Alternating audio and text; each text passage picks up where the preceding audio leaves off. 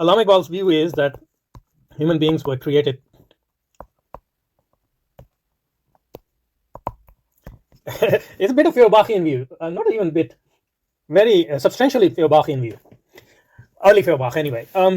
The sort of the Feuerbach which Marx, the middle Marx, or was fascinated with the humanistic Marx, the so-called humanistic Marx, as if he could transcend humanism. I mean, I guess you could, but anyway, human beings. So they are perfect creation. They were created perfect.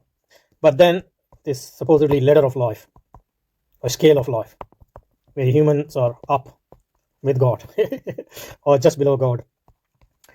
And then everything else is below them and at their service in the universe. And that was God's promise.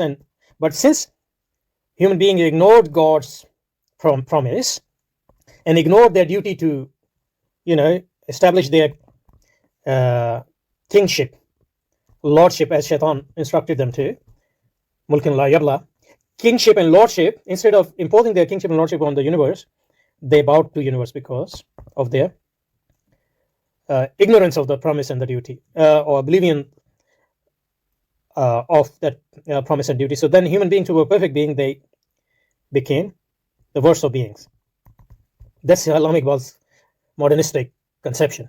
So in order to go back to his preferences, to go back to your duty, to reflect and prepare yourself to impose your lordship on all the things in the universe.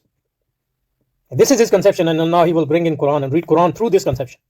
I mean, one of the things is this myth about Allama Iqbal's clothes. I don't deny that, he had a clothes.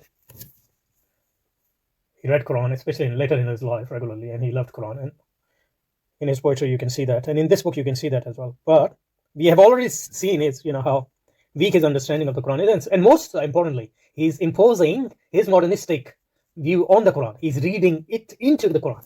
He's not opening his heart to the Quran, in the sense that he's not subjugating or subjecting his modernistic view to the Quran to, correct them. On the other hand, he's imposing his modernistic views on the Quran. That's the thing is. This Quran, that's the meaning of it. If you try to impose your external meaning on the Quran, it will let you, because as Hazrat Ali alayhi salam said, radiyallahu ta'ala anhu, wa karamallahu wajhahu al-kareem, al-Quran is, hammal, kasir al-wujuh. I'm not sure whether his exact word, but that's what he said, meant. It has many dimensions, so you can actually read many things into it. But that's not how a mu'min or al-iman believers should read the Quran. Believers should open their heart to the Quran and succumb their heart to the Quran and their understanding to the Quran rather than the other way around.